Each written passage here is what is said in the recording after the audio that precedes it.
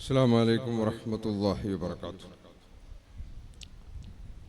الحمد لله رب العالمين، والصلاة والسلام على أفضل المرسلين وعلى آله وصحبه أجمعين، أما بعد.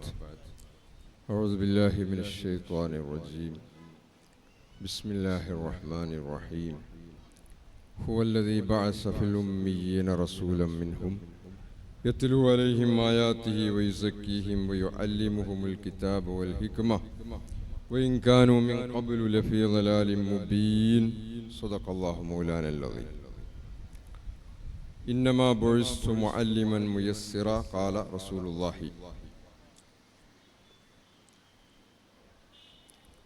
വേദിയിലുള്ള നേതാക്കളെ, പണ്ഡിതന്മാരെ, ട്രസ്റ്റിൻ്റെയും ഉള്ളാൾ സയ്യിദ് മദനി സംവിധാനങ്ങളുടെയൊക്കെ നേതാക്കളെ, ബഹുമാന്യരായ മുഅല്ലിം സുഹൃത്തുക്കളെ, സഹോദരിമാരെ,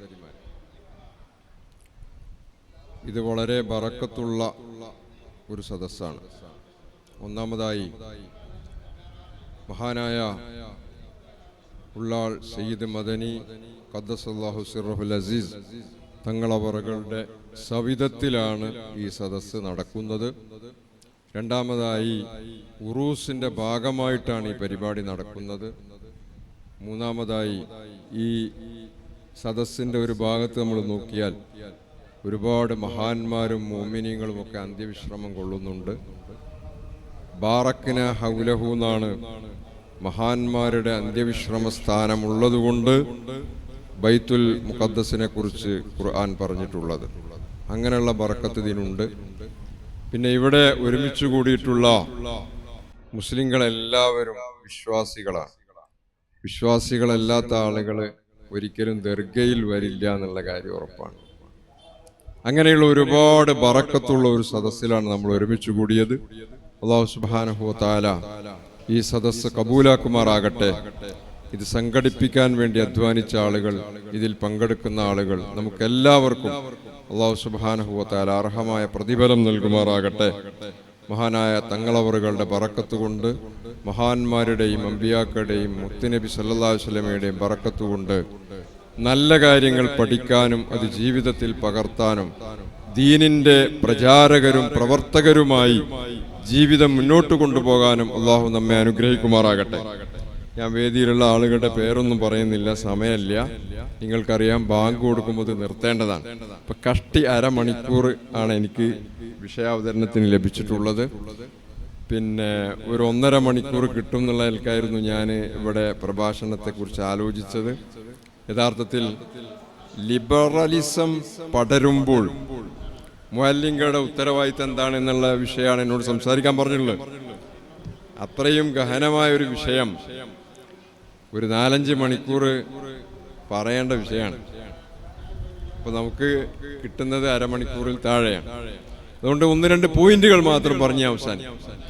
ലിബറലിസം എന്ന് പറയുന്നത് ഒരു പുതിയ സാധനമല്ല. 18-ാം നൂറ്റാണ്ടിലാണ് ലിബറലിസം ഉത്ഭവിച്ചത് എന്ന് ലിബറലിസത്തിന്റെ ചരിത്രത്തിൽ പറയുന്നു. 18-ാം നൂറ്റാണ്ട് എന്ന് പറഞ്ഞാൽ അതിപ്പോ 21-ാം നൂറ്റാണ്ടാണ്. 18, 19, 20 3 നൂറ്റാണ്ട് കഴിഞ്ഞ് 4-ാമത്തെ നൂറ്റാണ്ടാണ്. പക്ഷേ ഈ ആശയം ഇന്നിപ്പോ സോഷ്യൽ മീഡിയകൾ വളരെ സജീവമായതുകൊണ്ട്, വാർത്താവിനിമയ സംവിധാനങ്ങൾ വളരെയധികം വികസിച്ചതുകൊണ്ട് ഈ സംഗതി ഇപ്പം കൂടുതലായി പടർന്നു വരുന്നുണ്ട്. അത് സ്വീകരിക്കുന്ന ആളുകളുടെ എണ്ണവും കൂടിയിട്ടുണ്ട് എന്നതാണ് ഇന്നത്തെ ഒരു പ്രത്യേകത എന്ന് പറയുന്നത്. നമുക്ക് മഹാനായ റസൂലുള്ളാഹി സല്ലല്ലാഹു അലൈഹി വസല്ലമയുടെ പ്രബോധനം ആരംഭിക്കുന്ന കാലത്തേക്ക് പോയാൽ അവിടെയുള്ള ആളുകൾ മുഴുവനും ലിബറലിസത്തിന്റെ ആളുകളായിരുന്നു. അതങ്ങനെ രേഖപ്പെടുത്തിയിട്ടില്ല എന്ന് മാത്രമേ ഉള്ളൂ. ലിബറലിസം എന്ന് പറഞ്ഞാൽ സ്വാതന്ത്ര്യവാദമാണ്. യാതൊരു വിധത്തിലുള്ള അതിരുകളുമില്ലാത്ത സ്വാതന്ത്ര്യത്തിന്റെ വാദമാണ്. നമ്മൾ 3 കാര്യമാണ് ഇവിടെ ആലോചിക്കേണ്ടത്. ഒന്ന്, ലിബറലിസം എന്താണ്? രണ്ടാമത്തത്, ലിബറലിസം പ്രസക്തമാണോ? മൂന്നാമത്തത്, ഇങ്ങനെയുള്ള ഒരു കാലത്ത് ദീനീ പ്രവർത്തകരായ നമുക്ക് എന്തു ചെയ്യാൻ പറ്റും? ഈ 3 കാര്യങ്ങൾ നമ്മൾ ഈ മീറ്റിങ്ങിലായാലും അല്ലെങ്കിലും ആലോചിക്കേണ്ടതാണ്, ആലോചിച്ചുകൊണ്ടിരിക്കുന്നതാണ്. സുന്നി വിദ്യാഭ്യാസ ബോർഡ് പാഠപുസ്തകങ്ങൾ പുതുതായി പരിഷ്കരിച്ച സമയത്ത് ഈ വിഷയത്തെ അഡ്രസ് ചെയ്തുകൊണ്ടാണ് പുസ്തകം പരിഷ്കരിച്ചിട്ടുള്ളത്. അതിലേക്ക് ചില സൂചനകളൊക്കെ മാനേജർ സൈദലവി മാസ്റ്ററുടെ പ്രഭാഷണത്തിൽ വന്നിട്ടുണ്ട്. സുന്നി വിദ്യാഭ്യാസ ബോർഡിന്റെ പാഠപുസ്തകങ്ങൾ അത് വളരെ കൃത്യമായി മനസ്സിലാക്കി അതെങ്ങനെയാണ് പഠിപ്പിക്കേണ്ടതെന്ന് മനസ്സിലാക്കി നിർദ്ദേശിച്ചതുപോലെ കുട്ടികളെ പഠിപ്പിക്കുകയാണെങ്കിൽ ലിബറലിസത്തെ അഡ്രസ് ചെയ്യാൻ അത് മാത്രം മതി എന്നാണ് ഞാൻ ചുരുക്കി പറയുന്നത്. വളരെ പ്രസക്തമായ ഒരു കാര്യമാണ്.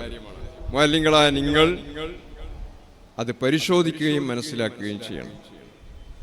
ഞാൻ പറഞ്ഞു, മുഹമ്മദ് മുസ്തഫ സല്ലല്ലാഹു അലൈഹി വസല്ലം തങ്ങൾ ലോകത്ത് വരുന്ന സമയത്ത്, പ്രബോധനം ആരംഭിക്കുന്ന സമയത്ത് അന്നുണ്ടായിരുന്ന സമൂഹം 100% ലിബറലിസത്തിന്റെ ആളുകളായിരുന്നു. ഞങ്ങൾക്ക് നിയമമൊന്നും ബാധകമല്ല, ഞങ്ങൾ ഇഷ്ടം പോലെ നടക്കും. അതിനെ ചോദ്യം ചെയ്തു എന്നതാണ് അവർക്ക് ഇഷ്ടപ്പെട്ട, അവർ സ്വാദിഖ്, സത്യസന്ധൻ, അല്ലമീൻ, വിശ്വസ്തൻ എന്ന് വിളിച്ച് ആദരിച്ചിരുന്ന, തങ്ങളുടെ എല്ലാ പ്രവർത്തനങ്ങളിലും നേതൃസ്ഥാനം നൽകിയിരുന്ന, തങ്ങൾക്കിടയിലുണ്ടാകുന്ന പ്രശ്നങ്ങൾക്ക് പരിഹാരം നിർദ്ദേശിക്കാൻ മുന്നിൽ നിർത്തിയിരുന്ന മുഹമ്മദ് നബി സല്ലല്ലാഹു അലൈഹി വസല്ലം തങ്ങളെ എതിർക്കാൻ അവരെ പ്രേരിപ്പിച്ചത് അവരുടെ ഈ ലിബറലിസത്തെ എതിർത്തു എന്നുള്ളതാണ്. ആലോചിക്കണ്ട അല്ലേ? എങ്ങനെയും നടക്കാന്നുള്ളതിനെതിരാണല്ലോ. അപ്പോ അവിടെ നബി സല്ലല്ലാഹു അലൈഹി വസല്ലമ ലിബറലിസത്തെ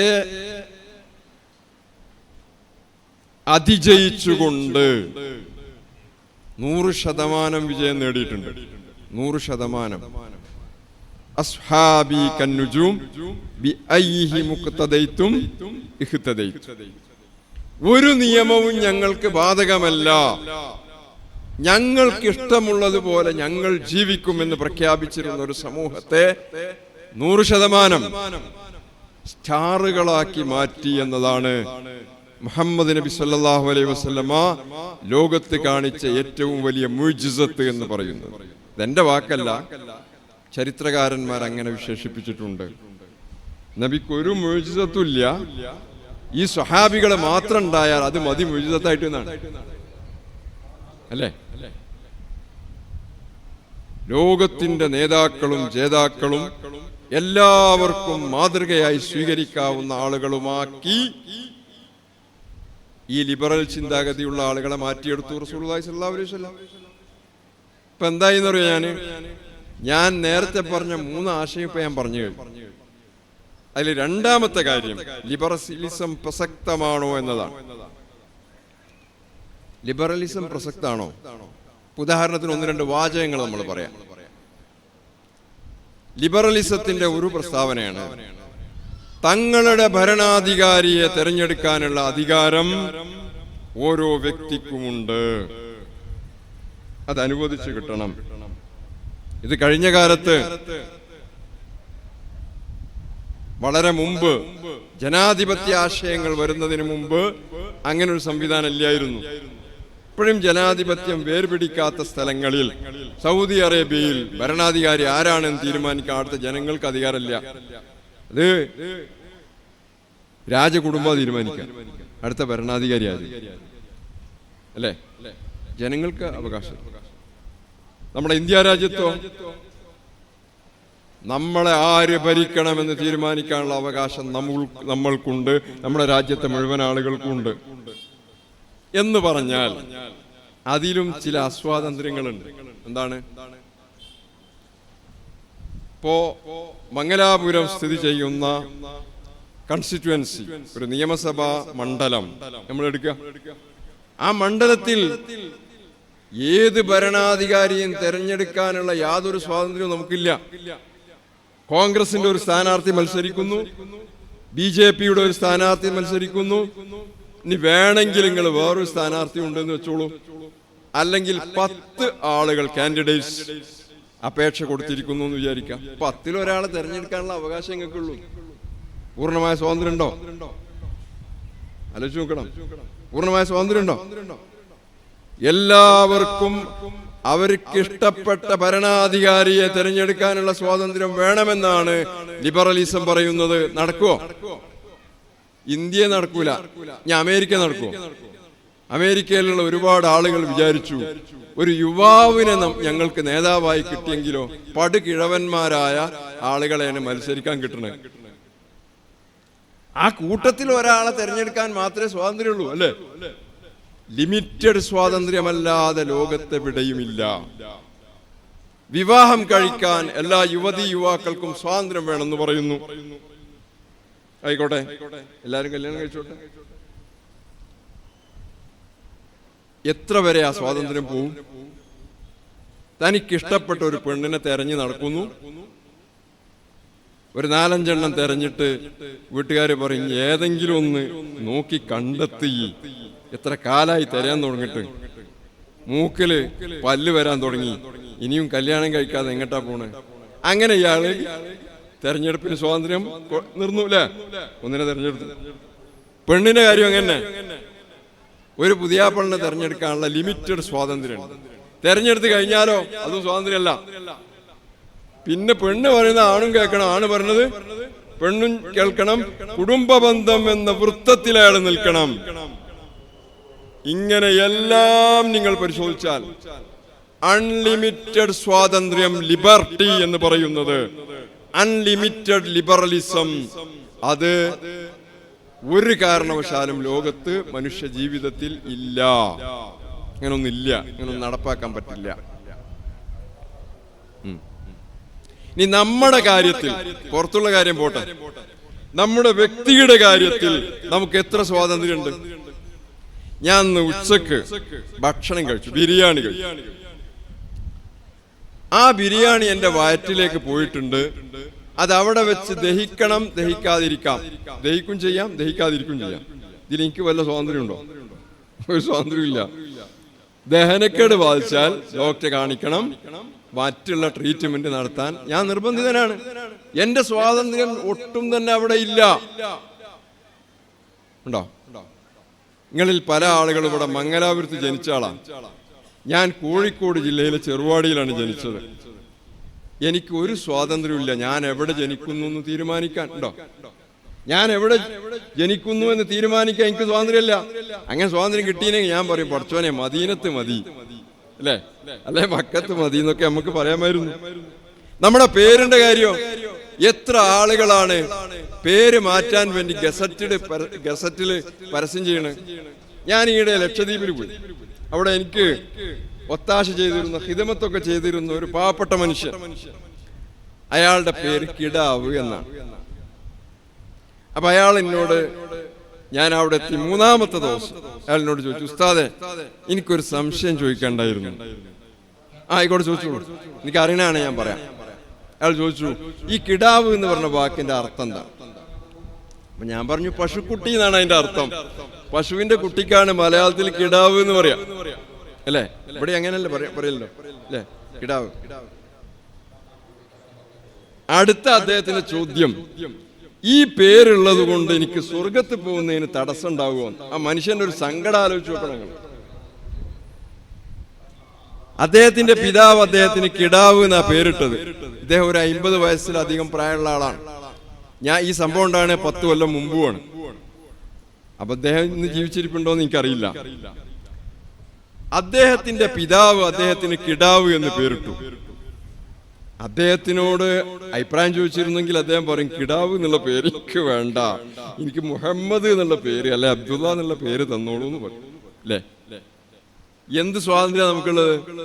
എന്റെ സിരകളിലൂടെ രക്തം ഒഴുകിക്കൊണ്ടിരിക്കുന്നു. അതിന് സ്പീഡ് കൂട്ടാനോ സ്പീഡ് കുറക്കാനോ ഒന്നും എനിക്ക് അധികാരമില്ല. ഇങ്ങനെ നോക്കിയാൽ മനുഷ്യന് തന്റെ കാര്യത്തിൽ പോലുമുള്ള സ്വാതന്ത്ര്യം വളരെ വളരെ ചെറുതാണ്. സമൂഹത്തിലേക്ക് വരുമ്പോഴോ അവിടെ സമൂഹത്തിന്റെ പല നിയമങ്ങളും ഏത് ലിബറൽ ചിന്താധിക്കാരനും അംഗീകരിച്ചേ പറ്റൂ. അല്ലേ? എനിക്കിപ്പോ അടിയന്തരായിട്ട് മംഗലാപുരത്ത് പോകണം. പെട്ടെന്ന് അടുത്ത 10 മിനിറ്റ് കഴിഞ്ഞാൽ ട്രെയിനാണ്, അതിൽ പോകണം. എനിക്ക് എന്ത് ചെയ്യാൻ പറ്റും? ഈ റോഡിലൂടെ അല്ലേ പോകേണ്ടത്? ട്രാഫിക് നിയമം പാലിക്കണ്ടേ? അങ്ങോട്ടും ഇങ്ങോട്ടും വേറെ ആളുകൾ യാത്ര ചെയ്യില്ലേ? അവരൊക്കെ മാറ്റി നിർത്തി എനിക്ക് മാത്രം പ്രധാനമന്ത്രി ആണ്ടി വരും. അങ്ങനെയാണെങ്കിൽ അല്ലേ? നടക്കില്ല.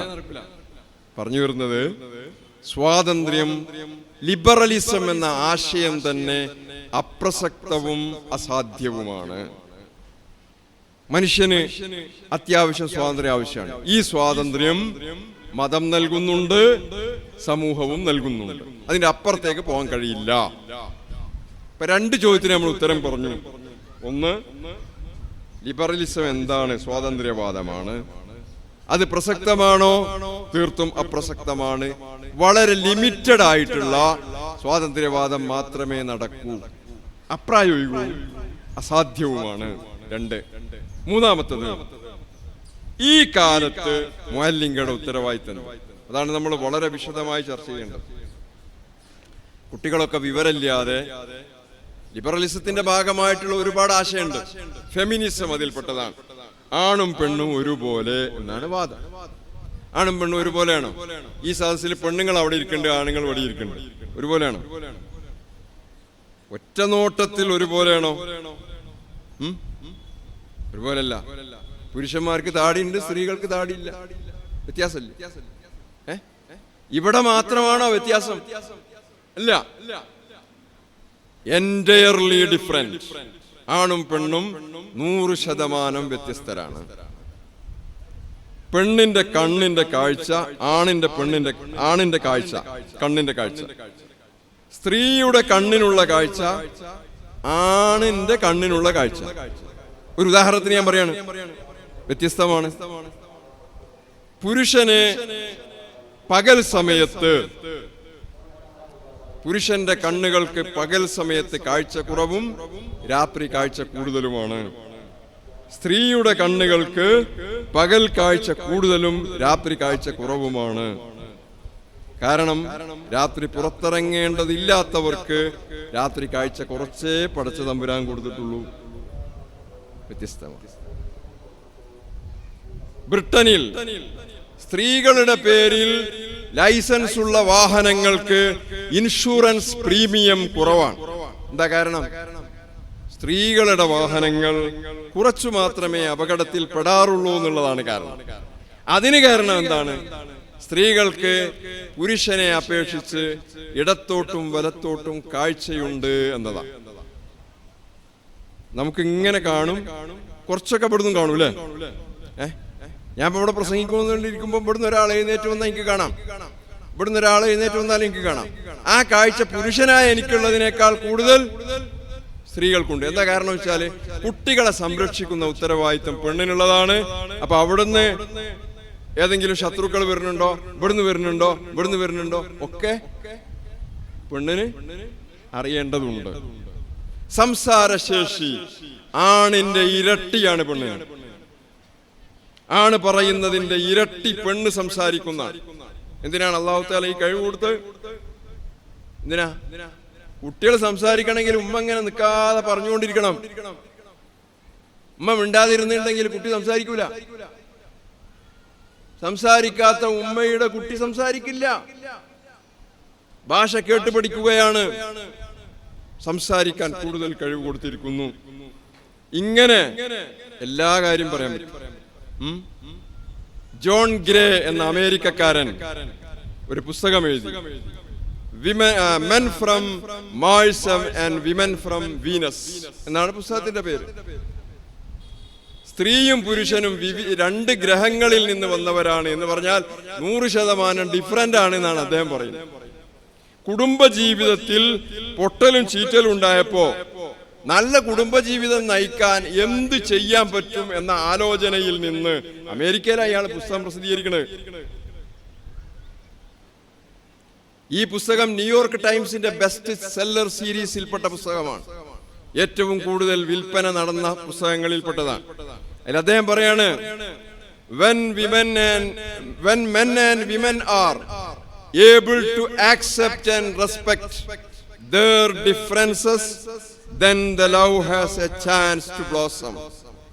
എത്ര മനോഹരമായ വാക്കുകൾ. അദ്ദേഹം പറയാണ്, പെണ്ണുമാണും അവർ രണ്ടാണെന്ന കാര്യം അംഗീകരിക്കുകയും രണ്ടായിക്കൊണ്ട് തന്നെ പരസ്പരം ആദരിക്കുകയും ചെയ്യാൻ തയ്യാറാകുമ്പോൾ മാത്രമേ കുടുംബത്തിൽ സ്നേഹം പുഷ്പിക്കുകയുള്ളൂ. Then the love has a chance to blossom എന്നാണ് അദ്ദേഹം പറയുന്നത്.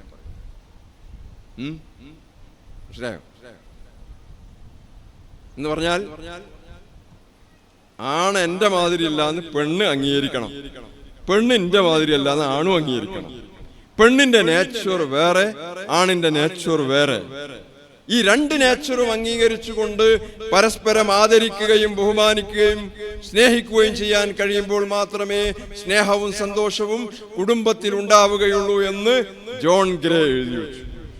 ബെസ്റ്റ് സെല്ലർ സീരീസ് ആയ പുസ്തകം ഒരുപാട് ആളുകൾ, കോടിക്കണക്കിന് ആളുകൾ വായിച്ചു. കുടുംബങ്ങൾ മെച്ചപ്പെട്ടു എന്നാ പറയുന്നത്. ഞാൻ പറഞ്ഞു വരുന്നത്, ആണും പെണ്ണും ഒരുപോലെയാണെന്ന് പറയുന്ന ഫെമിനിസം ലിബറലിസത്തിന്റെ ഭാഗമാണ്, തീർത്തും അപ്രസക്തമാണ്. ഈ പ്രപഞ്ചത്തിനൊരു സൃഷ്ടാവുണ്ടോ? ഇതിനെപ്പറ്റി ആലോചിക്കുന്ന റേഷണലിസം ലിബറലിസത്തിന്റെ മറ്റൊരു ബൈ പ്രോഡക്റ്റ് ആണ്. അതിനെപ്പറ്റി ഇവിടെ സൈദലി മാഷ് പറഞ്ഞു. ഒറ്റ വാക്ക് പറഞ്ഞു തീർക്കേണ്ടി ഒന്നുമല്ല, ഒരുപാട് പറയണം. ഇങ്ങനെ ഒരുപാട് ഇസങ്ങൾ.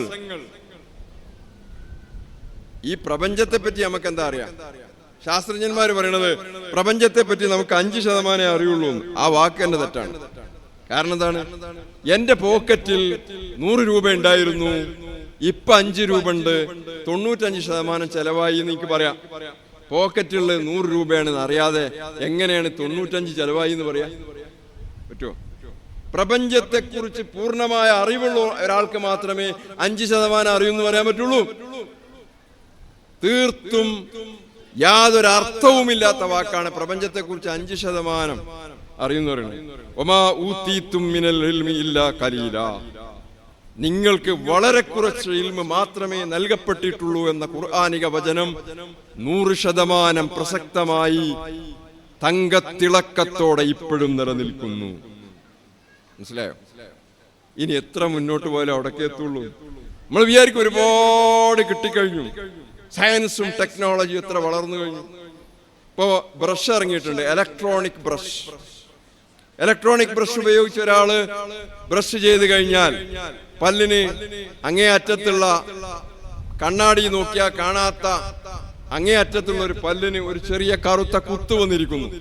ഈ ബ്രഷ് ഇയാളോട് പറയും, നിങ്ങളുടെ പല്ലിന് ഒരു ചെറിയ കറുത്ത കുത്ത് വന്നിട്ടുണ്ട്, അടിയന്തരമായി ദന്തിസ്റ്റിനെ കാണണം. എന്ത് സുഖാണ് ഇലക്ട്രോണിക് ബ്രഷ്. ഈ വിവരം കിട്ടി ഇയാളിങ്ങനെ ആലോചിക്കുകയാണ്, പല്ലിപ്പോ എന്തായി എന്ന് ആലോചിക്കുമ്പോഴത്തേക്ക് ഇയാളുടെ ഫോണിൽ ഇതാ കോള് വരുന്നു. ഹലോ, നിങ്ങളുടെ പല്ലിന് ഒരു ചെറിയ കറുത്ത കുത്ത് വന്നിട്ടുണ്ട് എന്നുള്ള വിവരം കിട്ടിയിട്ടുണ്ടല്ലോ. നിങ്ങൾ ഇപ്പോൾ ഇന്ന് തന്നെ ദന്തിസ്റ്റിനെ കാണുന്നുണ്ടോ? ബുക്ക് ചെയ്യണോ? പടച്ച റബ്ബേ, എന്റെ ബ്രഷ് പറഞ്ഞ എന്റെ ബ്രഷ് കണ്ടെത്തിയ ഈ വിവരം എങ്ങനെ ഈ ദന്തൽ ഡോക്ടർക്ക് കിട്ടി, അല്ലെങ്കിൽ ആ ഹോസ്പിറ്റലിന് കിട്ടി? പരസ്പരം കണക്ട് ചെയ്താണ്, കണക്ട് ചെയ്ത സാധനമാണിത്. ഈ കണക്ഷനിലൂടെയാണ് വിവരം പാസ് ചെയ്യണത്. ഇത്രയധികം ടെക്നോളജി വികസിച്ചു എന്ന് പറഞ്ഞാൽ നിൽക്കൂല. AI ടെക്നോളജിയുടെ ഒക്കെ അത്ഭുതകരമായ പ്രപഞ്ചം നമ്മുടെ മുമ്പിൽ തുറന്നു നിൽക്കുകയാണ്. എന്നിട്ടും മനുഷ്യന് വളരെ കുറഞ്ഞ അറിവും വളരെ കുറഞ്ഞ ആശയവും മാത്രമേ ഇപ്പൊ കയ്യിലുള്ളൂ.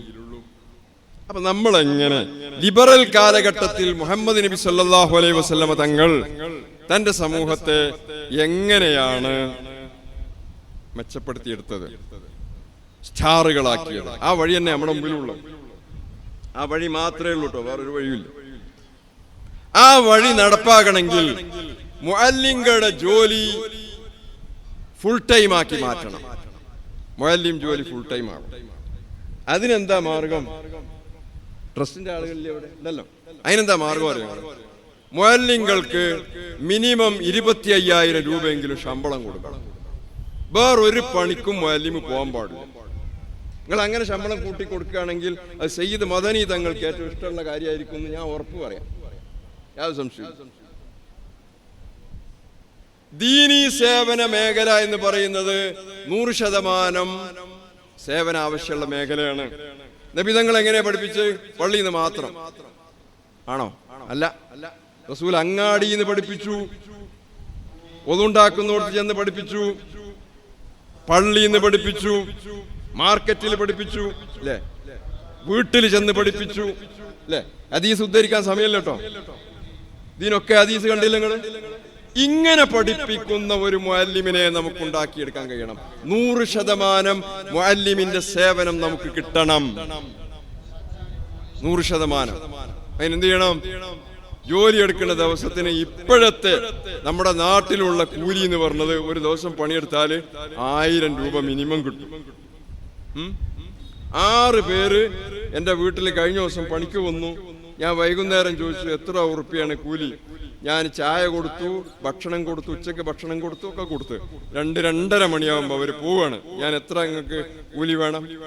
അയാൾ പറഞ്ഞു 6300 രൂപ കൂലി വേണം.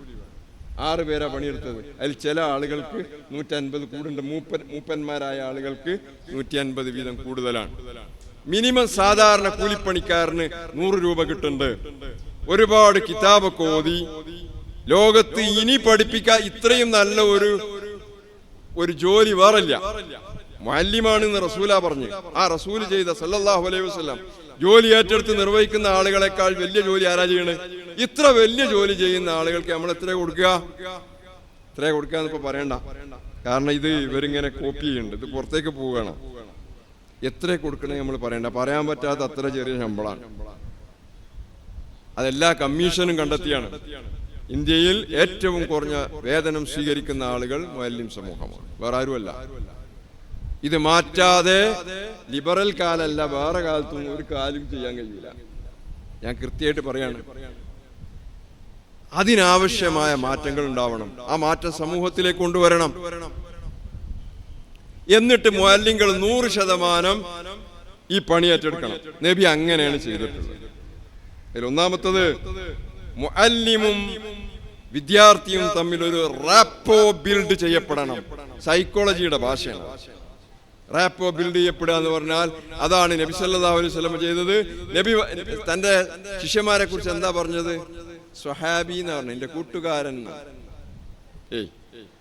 മുഅല്ലിം വിദ്യാർത്ഥിയെ കൂട്ടുകാരനായി കാണണം.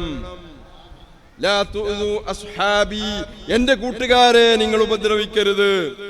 കൂട്ടുകാരനായപ്പോ എങ്ങനെ? നബി സല്ലല്ലാഹു അലൈഹി വസല്ലം പള്ളിയിൽ വരുമ്പോ ഒരാൾ എങ്ങനെ ഇരിക്കുന്നു? ഇപ്പോ നിസ്കാരത്തിന്റെ സമയമായിട്ടില്ല. അബൂദർദാ റളിയല്ലാഹു അൻഹു നബി ചോദിച്ചു, അല്ല നിസ്കാരത്തിന്റെ സമയമൊന്നും ആയിട്ടില്ലല്ലോ, നിങ്ങൾ ഇവിടെ ഇങ്ങനെ പള്ളിയിൽ കാണുന്നെന്താ? സാധാരണ ജോലിക്കൊക്കെ പോലാണ് ആളുകൾ. അദ്ദേഹം പറഞ്ഞു, ഒരുപാട് കടണ്ട് റസൂലെ, പിന്നെ കുറെ മനക്ലേശമുണ്ട്. നബി പറഞ്ഞു, അത് മാറാനുള്ള മാർഗം ഞാൻ പഠിപ്പിച്ചു തരാം. നബി ദുആ പഠിപ്പിച്ചു കൊടുത്തു, അല്ലെ? ഹദീസ് നിങ്ങൾക്കൊക്കെ അറിയില്ലേ? എന്ന് പറഞ്ഞാൽ തന്റെ ശിഷ്യന്മാരിൽ ഒരാളുടെ പ്രശ്നം നബിയുടെ പ്രശ്നമാണ്. വേറെ സഹാബിയോട് നബി ചോദിച്ചു, എന്താ കല്യാണം ഒന്നും കഴിക്കണ്ടേ? അപ്പൊ സഹാബി പറഞ്ഞു, കാശൊന്നുമില്ല. നബി സല്ലല്ലാഹു അലൈഹി വസല്ലം ഉടനെ ഒരു പിരിവെടുത്തു, മഹറിനുള്ള കാശുണ്ടാക്കി കൊടുത്തു. മാത്രല്ല വലീമത്ത് നടത്താനുള്ള കാശും ഉണ്ടാക്കി കൊടുത്തു. ഇതാണ് സ്വഹാബി, ഇതാണ് കൂട്ടുകാരൻ. കൂട്ടുകാരന്റെ എല്ലാ പ്രശ്നവും തന്റെ പ്രശ്നമായി മാറുക. പുസ്തകമില്ലാത്ത കുട്ടിക്ക് പുസ്തകം വേണം. വീട്ടിൽ പ്രശ്നം അനുഭവിക്കുന്ന കുട്ടിയുടെ പ്രശ്നം പരിഹരിക്കണം. അങ്ങനെ 100 കാര്യങ്ങൾ. മുഅല്ലിമിന് വേറെ ഒന്നും ചിന്തിക്കാൻ സമയമില്ല. അധ്വാനിക്കാൻ വേറെ പോകാൻ പറ്റൂല. മത്തി വാങ്ങാൻ ഈ പൈസ വേണം, അരി വാങ്ങാൻ ഈ പൈസ വേണം, വസ്ത്രം വാങ്ങാൻ ഇത് വേണം, ചികിത്സ നടത്താൻ ഇത് വേണം, ഭാര്യയുടെ പ്രസവം എടുക്കാൻ എല്ലാത്തിനും ഇത് വേണം. മിനിമം 25,000 രൂപ ശമ്പളം കൊടുക്കണം എന്നാണ് ഞാൻ പറയുന്നത്. ഞാൻ ഇവിടെ മാത്രം പറയല്ലോ കേട്ടോ, ഉള്ള ആൾ ഇവിടെ പൈസ കിട്ടുന്നുണ്ട് എന്ന് വിചാരിച്ചിട്ട് പറയല്ലേ. ഞാൻ എല്ലായിടത്തും ഞാൻ പറയുന്ന വർത്താനാണിത്. കുറെ സ്ഥലത്ത് മാറ്റങ്ങളൊക്കെ വന്നുകൊണ്ടിരിക്കുന്നുണ്ട്. മാറണം. ശമ്പളം കൊടുത്താൽ മാത്രം പോരാ, മുഅല്ലിമീങ്ങൾക്ക് മെച്ചപ്പെട്ട ട്രെയിനിങ് കൊടുക്കണം. എന്നിട്ട് 100% അവരുടെ പ്രവർത്തനം നമ്മൾ ആവശ്യപ്പെടണം. ശമ്പളം കൊടുക്കുക ഇപ്പോഴുള്ള പണിയോ അല്ല, ഇപ്പോഴുള്ള പണി മാറണം. ഞാൻ പറയുന്നത് പണി ഇപ്പോഴേ മാറണം, ശമ്പളവും ഇപ്പോഴേ മാറണം. വേറെ ജോലിക്കൊന്നും പോകാതെ തന്നെ ജീവിക്കാനുള്ള വക മാലിന്യങ്ങൾക്ക് കൊടുക്കണം. വലിയ ശമ്പളമല്ല, ഞാൻ മിനിമം 25 എന്നാ ഞാൻ പറഞ്ഞു. നബി സല്ലല്ലാഹു അലൈഹി വസല്ലമയുടെ ഏറ്റവും വലിയ രീതി, പഠന രീതി എന്തായിരുന്നു? ഹുവല്ലദീ ബഅസ ഫിൽ ഉമ്മീന റസൂലൻ മിൻഹും. പ്രവാചകനെ കുറിച്ച് വിശുദ്ധ ഖുർആൻ പറയാണ്, നിരക്ഷരരായ ജനങ്ങൾക്കിടയിൽ അവരിൽ നിന്നുള്ള ഒരു പ്രവാചകനെ, മുഹമ്മദ് നബി സല്ലല്ലാഹു അലൈഹി വസല്ലമയെ അല്ലാഹു പ്രവാചകനായി നിയോഗിച്ചു. ആ മഹാൻ യത്ലൂ അലൈഹിം ആയാതിഹി, അല്ലാഹുവിന്റെ ആയത്തുകൾ അവർക്ക് ഓതിക്കൊടുക്കുന്നു. വയുസക്കീഹിം, അവരെ സംസ്കരിക്കുന്നു. വയുഅല്ലിമുഹുമുൽ കിതാബ വൽ ഹിക്മ, ഖുർആനും ഹദീസും അവരെ പഠിപ്പിക്കുകയും ചെയ്യുന്നു. തസ്കിയത്തിനാണ് ഒന്നാം സ്ഥാനം, പഠിപ്പിക്കൽ പിന്നെയാണ്. ഇവിടെ ഈ ആയത്തുകൾ ശ്രദ്ധിച്ചോ? ഈ ആയത്ത് ഒന്നല്ല ഖുർആനിലുള്ളത്, പല സ്ഥലത്തുണ്ട്. ആ ആയത്തിലൊക്കെ പറഞ്ഞ എന്താണ്? അവരെ സംസ്കരിക്കുന്നു പിന്നെ പഠിപ്പിക്കുന്നു എന്നാ. പഠിപ്പിച്ചിട്ടല്ലേ സംസ്കരിക്കുക? പഠിച്ചാലല്ലേ സംസ്കരണം കിട്ടുക? ചിന്തിക്കണ്ടോ? പഠിച്ചാലല്ലേ സംസ്കരണം കിട്ടുക? പഠിപ്പിക്കുന്നതിന് മുമ്പാ സംസ്കരണത്തെ കുറിച്ച് പറഞ്ഞിട്ടുള്ളത്. എന്താ കാരണം? ലക്ഷ്യം ആദ്യം പറഞ്ഞിരിക്കുന്നു. മദ്രസ വിദ്യാഭ്യാസത്തിന്റെ ലക്ഷ്യം കുട്ടികളെ സംസ്കരിക്കുക എന്നതാണ്. സംസ്കരിക്കുക എന്ന് പറഞ്ഞാൽ എന്താ ഈ സംസ്കരിക്കുക എന്ന് പറഞ്ഞാൽ? നമ്മളിട്ട് ഈ കുപ്പായുണ്ടല്ലോ, ഇതെന്തായിരുന്നു നേരത്തെ? ഇത് നേരത്തെ മുളയായിരുന്നു, അല്ലെങ്കിൽ ഏതെങ്കിലും മരമായിരുന്നു. ആ മരം കാട്ടുന്ന് വെട്ടി അതിന്റെ തോല് കളഞ്ഞു, അത് കൊണ്ടുപോയി ചിപ്പറിലിട്ടു. ആ ചിപ്പർ അതിനെ കടിച്ച് മുറിച്ച് പൊടിയാക്കി, പിന്നെ അതിനെ അരച്ച് പേസ്റ്റാക്കി. ആ പേസ്റ്റാക്കിയിട്ടുള്ള പൾപ്പിൽ നിന്ന് ഒന്നാം തരം നൂലുകൾ പുറത്തേക്ക് വന്നു. സംസ്കരിക്കപ്പെട്ട മുളയാണ് ഞാനിട്ട ഈ ഡ്രസ്. സംസ്കരിച്ച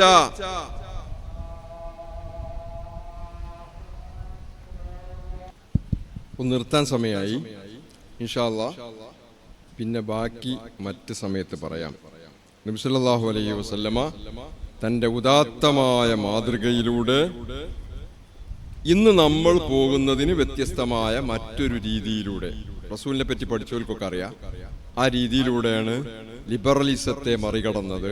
നമുക്കും മറികടക്കാൻ കഴിയും.